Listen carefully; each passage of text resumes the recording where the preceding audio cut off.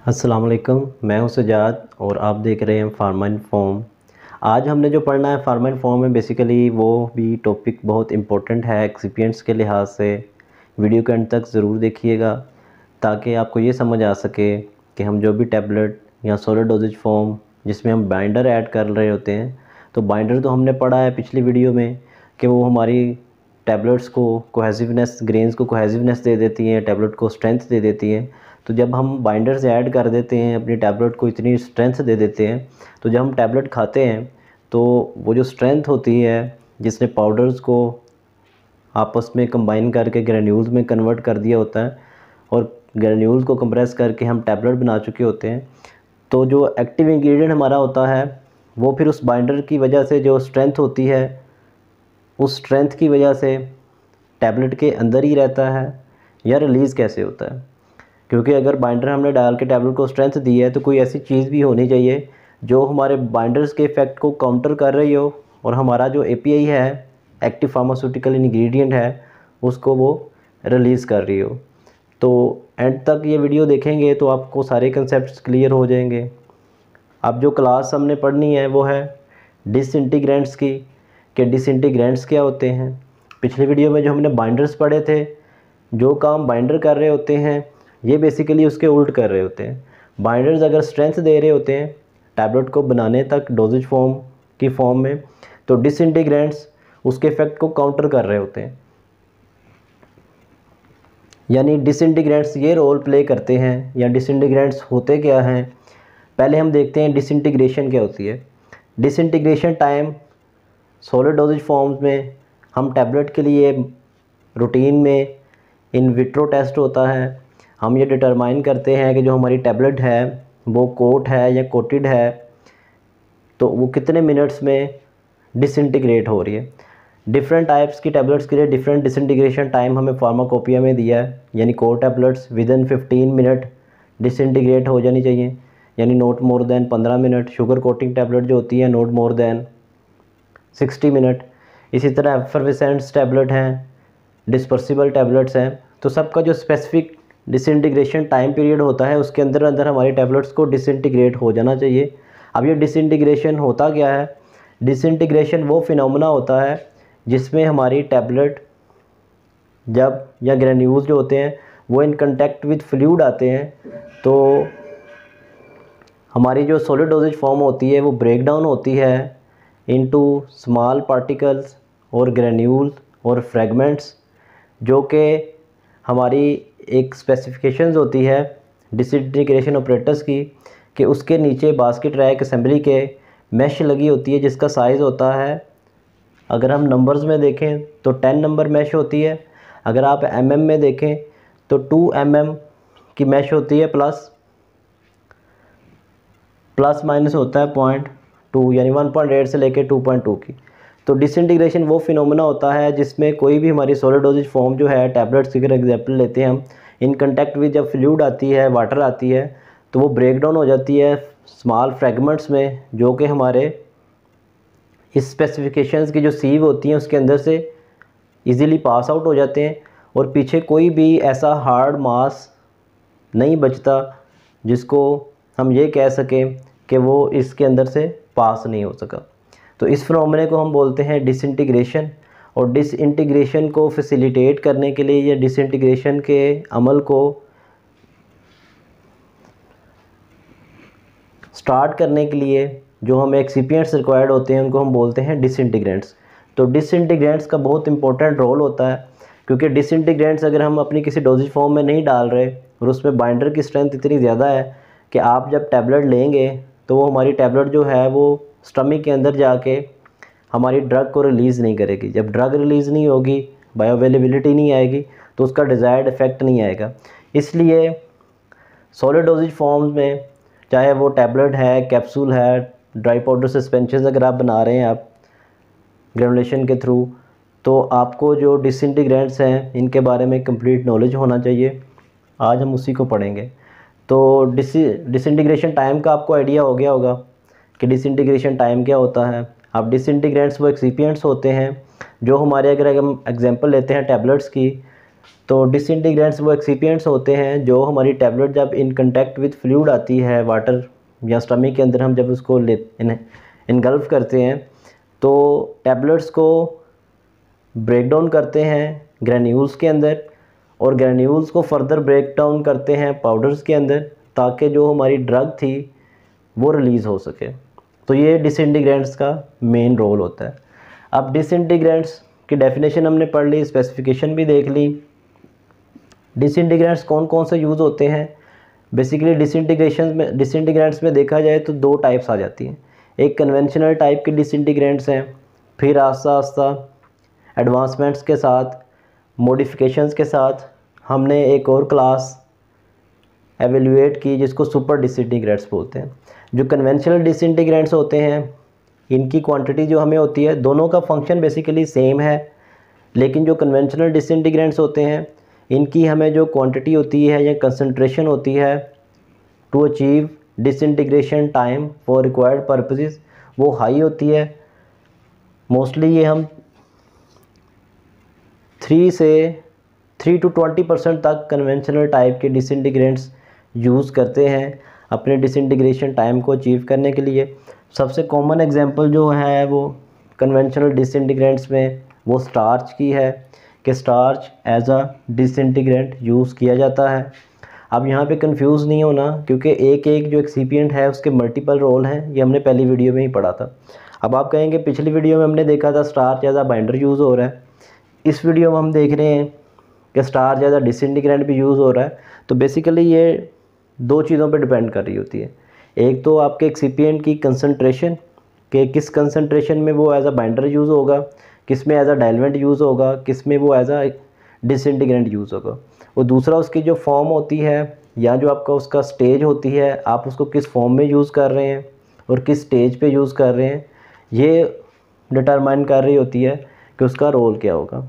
तो स्टार्च जब हम पेस्ट के फॉर्म में यूज़ कर रहे होते हैं तो एज अ बाइंडर यूज़ हो रहा होता है।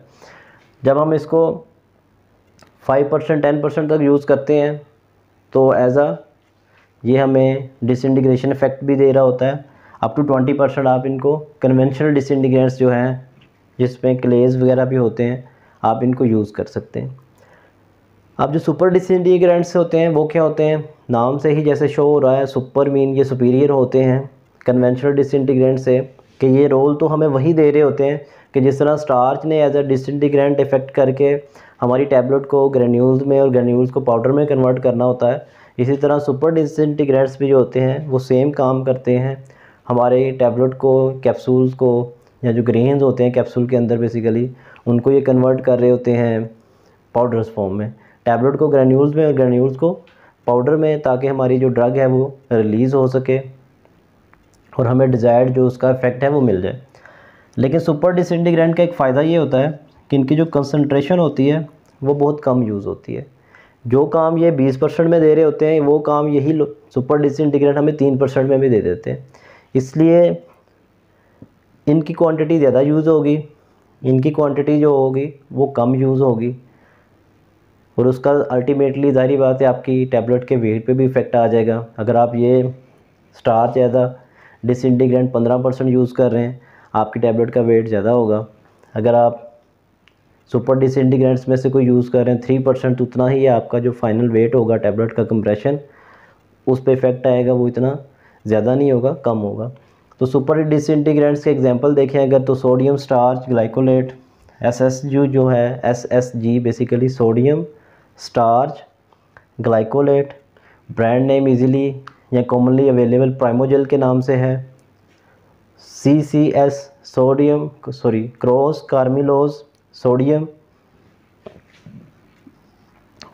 कार्मिलोज सोडियम सुपर डिसइंटीग्रेंट है।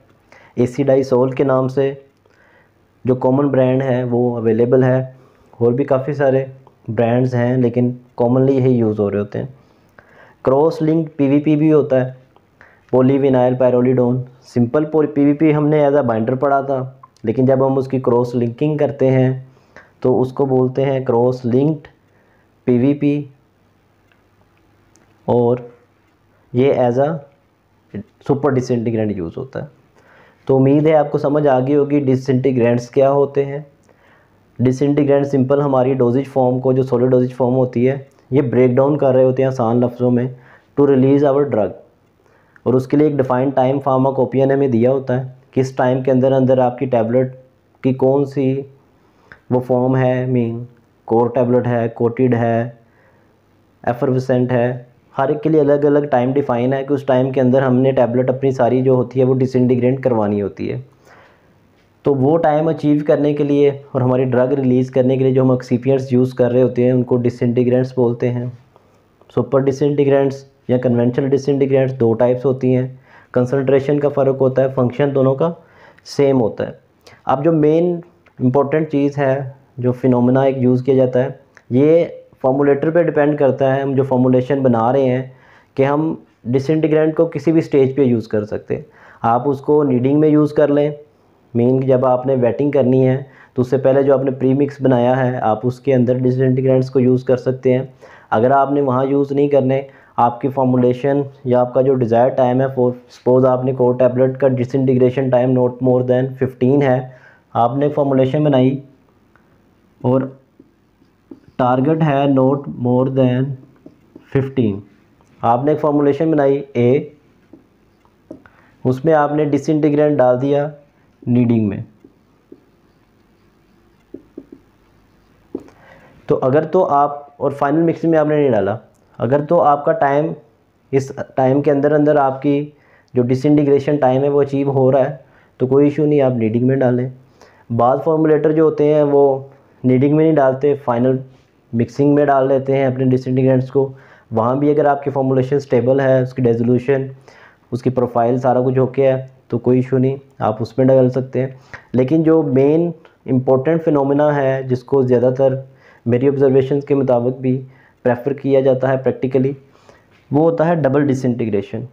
डबल डिसइंटीग्रेशन क्या होता है, यहाँ तो हमने देखा नीडिंग में डाला है, बी में हमने देखा कि आपने फाइनल मिक्सिंग में डाला है। अब जो सी है डबल डिसइंटीग्रेशन, ये बेसिकली दोनों का ही मिक्सचर होता है कि आप अपने डिसइंटीग्रेंट की हाफ क्वांटिटी या कोई भी परसेंटेज आपकी फॉर्मूलेशन को स्टेबल करने के लिए, जो 60-40 है, 50-50 है, 30-70 है, वो सिलेक्ट करके कुछ क्वांटिटी प्रेफर किया जाता है। सपोज़ हम स्टैंडर्ड वैल्यू के साथ चलते हैं, हाफ़ क्वांटिटी आप यूज़ कर लेते हैं नीडिंग में और हाफ़ क्वांटिटी जो होगी आपके डिसइंटीग्रेंट की वो आप यूज़ कर लेंगे फाइनल मिक्सिंग में। तो इस फिनोमेना को बोलते हैं डबल डिसइंटीग्रेशन। मीन आपका जो डिसइंटीग्रेंट होता है, जो एक्सिपिएंट आप एज अ डिसइंटीग्रेंट यूज़ कर रहे हैं, आप उसको दो फेजेस में यूज़ कर रहे हैं, दो स्टेजेस में यूज़ कर रहे हैं। फर्स्ट स्टेज में आप उसको यूज़ कर रहे हैं ड्यूरिंग नीडिंग स्टेप, और सेकंड स्टेज में आप यूज़ कर रहे हैं फाइनल मिक्सिंग के टाइम पे, कि जब आपने नीडिंग की, वेट सीविंग की, ड्राइंग की, ड्राई सीविंग की और फाइनल मिक्सिंग के स्टेप पे आए तो वहाँ पे आप अपने सुपर डिसइंटीग्रेंट्स को यूज़ कर लें। अगर ये सारे स्टेप जो ग्रेनुलेशन के मैंने बोले हैं, आपको इनके बारे में डिटेल इन्फॉर्मेशन चाहिए तो ग्रेनुलेशन की प्लेलिस्ट डिस्क्रिप्शन में अवेलेबल है, वहाँ से ज़रूर पढ़ें बेसिक स्टेप्स को, ताकि फिर आपको इनकी समझ आए। अब इस फिनोमेने को तो हम कहते हैं डबल डिसइंटीग्रेशन। अब डबल डिसइंटीग्रेशन का फ़ायदा क्यों होता है, फ़ायदा क्या होता है double disintegration, benefits of double disintegration. Double disintegration का फ़ायदा ये होगा कि जो डिसइंटीग्रेंट्स आपने नीडिंग में डाला और जो डिसइंटीग्रेंट आपने फाइनल मिक्सिंग में डाला, दोनों आपके प्रोसीजर्स को जो है वो अच्छे तरीके से, ज़्यादा फास्ट तरीके से फैसिलिटेट कर रहे होते हैं। सपोज़ हमारे पास ये एक टैबलेट है, हमने इसमें डबल डिसइंटीग्रेंट यूज़ किया है, मीन हाफ डिसइंटीग्रेंट्स जो हैं हमने नीडिंग में डाले हैं जब वेटिंग कर रहे थे, हमारे ग्रैन्यूल्स बने, और हाफ डिसइंटीग्रेंट जो है हमने डाला है फाइनल मिक्सिंग में, यानी हमारे ग्रैन्यूल्स तो बन गए हैं, हमने उनको ड्राई भी कर लिया, सीव भी कर लिया। अब ग्रैन्यूल्स के बाहर जब हमने उसकी फ़ाइनल मिक्सिंग करनी है तो आधा डिसइंटीग्रेंट हमने उधर डाला था, फिर हमने पूरे ब्लेंड को कंप्रेस करके टैबलेट्स बनाई। तो डबल डिसइंटीग्रेंट्स का बेनिफिट क्या होगा कि जब ये टैबलेट हम डिसइंटीग्रेशन टेस्ट करेंगे या हम इसको खाएंगे, बेसिकली स्टमक में जाएगी, तो सबसे पहले जब ये इन कांटेक्ट विद फ्लूइड आएगी तो हमारा जो डिसइंटीग्रेंट हमने फाइनल मिक्सिंग में डाला था, क्योंकि टैबलेट कंप्रेशन फॉर्म में है तो ये हम रिवर्स चलेंगे। जो हमारा फाइनल मिक्सिंग में था वो इन कांटेक्ट विद आएगा फ्लूइड, तो वो हमारे टैबलेट को जो होगा वो ब्रेक डाउन कर देगा ग्रेन्यूल्स के अंदर। यानी फर्स्ट स्टेप में जो हमने फाइनल मिक्सिंग में डिसइंटीग्रेंट्स यूज़ किए थे उन्होंने हमारी टैबलेट को ब्रेक डाउन कर दिया ग्रेन्यूल्स के अंदर। अब जो हमने नीडिंग में डाले थे, यानी जो ग्रेन्यूल्स के अंदर डिसइंटीग्रेंट है, जब ये granules in contact with further आएंगे फ्लूइड के साथ, तो ये हमारे फैसिलिटेट करेंगे ग्रेन्यूल्स की ब्रेकडाउन को, और ये इनको कन्वर्ट कर देंगे पाउडर फॉर्म में, और पाउडर से जो होगी हमारी ड्रग जो है वो इजीली रिलीज़ हो जाएगी। इससे हमारा डिसइंटीग्रेशन टाइम जो है वो भी अगर बहुत ज़्यादा प्रोलॉन्ग हो तो आप उसको विद इन स्पेसिफिकेशन ईजीली ला सकते हैं। ये फिनोमेना यूज़ करते हुए आपकी बायोअवेलेबिलिटी और डिसोल्यूशन प्रोफाइल जो है वो भी एनहांस होती है। ऑब्जर्वेशंस प्रैक्टिकली ये देखा गया है, यही बेसिकली एक ऑब्जर्वेशन आती हैं कि आप किसी भी टैबलेट के जब डिसइंटीग्रेशन परफॉर्म करते हैं तो आपकी टैबलेट्स पहले 2 से 3 मिनट में मोस्टली जो होती है वो डिसइंटीग्रेट हो चुकी होती है, लेकिन कुछ हार्ड टाइप के ग्रेन्यूल जो होते हैं वो पीछे रह जाते हैं, और तकरीबन 9 से 10 मिनट तक ये छोटे ग्रेन्यूल, तो 9 से 10 मिनट लग रहे होते हैं आपके जो ग्रेन्स होते हैं, छोटे ग्रेन्स, उनको डिसइंटीग्रेट होने में। तो इसका बेसिकली जो मेन इशू होता है वो यही होता है कि उस फॉर्मुलेशन में कॉमनली अंडरस्टैंडिंग के लिए यही होता है कि डबल डिसइंटीग्रेंट का फिनोमेना यूज़ नहीं किया जाता। हम जो डिसइंटीग्रेंट्स यूज़ कर रहे होते हैं वो एक ही स्टेज में यूज़ किया होता है, यानी कि फाइनल मिक्सिंग में। उस वजह से हमारी जो टैबलेट है वो शुरू में तो जल्दी डिसइंटीग्रेट हो जाती है, लेकिन जो ग्रेन्यूल्स होते हैं वो हार्ड होते हैं, उनके अंदर डिसइंटीग्रेट नहीं होता, तो वो टाइम लेते हैं डिसइंटीग्रेट होने में।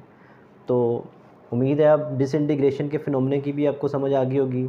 डबल डिसइंटीग्रेशन क्या होता है, डबल डिसइंटीग्रेशन को हम यूज़ क्यों करते हैं, तो ये सारा ओवरव्यू आपके सामने है। आप इजीली एग्जांपल्स भी रिमेंबर कर सकते हैं कि डिसइंटीग्रेंट्स की एग्जांपल्स कौन कौन सी हैं।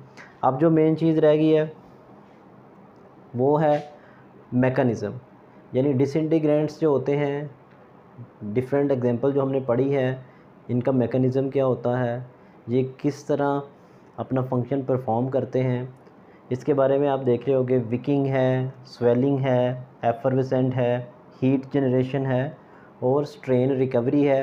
ये डिफरेंट मैकेनिज़म्स हैं जिनके थ्रू हमारा जो डिसइंटीग्रेंट है जो हम अपना यूज़ कर रहे होते हैं वो फंक्शंस परफॉर्म कर रहे होते हैं, और हमने ये सिलेक्ट करना होता है कि हमने कौन से मैकेनिज़्म वाला डिसइंटीग्रेंट जो है वो यूज़ करना है। इसके बारे में अलग से वीडियो बनाएंगे मैकेनिज़्म के बारे में, क्योंकि उससे जब हम इस पे वीडियो बनाएंगे तो आपको ये भी समझ आ जाएगी कि स्वेलिंग वाले जो स्वेलिंग मैकेनिज़्म है उसके थ्रू कौन से डिसइंटीग्रेंट्स अपना इफेक्ट दे रहे होते हैं, विकिंग के थ्रू कौन से दे रहे होते हैं। इसी तरह जो नीचे क्लासेस लिखी हैं वो कौन कौन सी होती हैं, और अगर आपके जो एक्सिपिएंट्स हैं, जो यहाँ जो एक्टिव फार्मास्यूटिकल इंग्रेडिएंट है वो वाटर सोलूबल है, तो आपका कौन सा डिसइंटीग्रेंट यूज़ करना चाहिए, विकिंग या स्वेलिंग, और अगर आपके वाटर सोलूबल हैं तो फिर कौन सा यूज़ करना चाहिए, और अगर वाटर इनसोलूबल है तो फिर कौन सा आपको डिसइंटीग्रेंट जो है वो यूज़ करना चाहिए। तो उम्मीद है आज की वीडियो को आपको समझ आ गई होगी। किसी चीज़ की समझ ना आई हो तो कमेंट ज़रूर करें, वीडियो अच्छी लगी हो तो लाइक ज़रूर कीजिएगा। एक एक्टिविटी है छोटी सी, सुपर डिसइंटीग्रेंट्स के नाम आपको जो मैंने बताए हैं, इसके अलावा अगर आपको कोई आता है नाम तो कमेंट में ज़रूर बताएं, ताकि पता चले कि आपको चीज़ों की समझ आ गई हुई है और आप इसको साथ साथ पढ़ भी रहे हैं या देख भी रहे हैं। तो ग्रेजुलेशन की प्लेलिस्ट जो है वो पूरी दी हुई है, उसको भी लाजमी देखें। चैनल को सब्सक्राइब लाजमी करें, क्योंकि सब्सक्रिप्शन जो होती है वो मोटिवेशन होती है।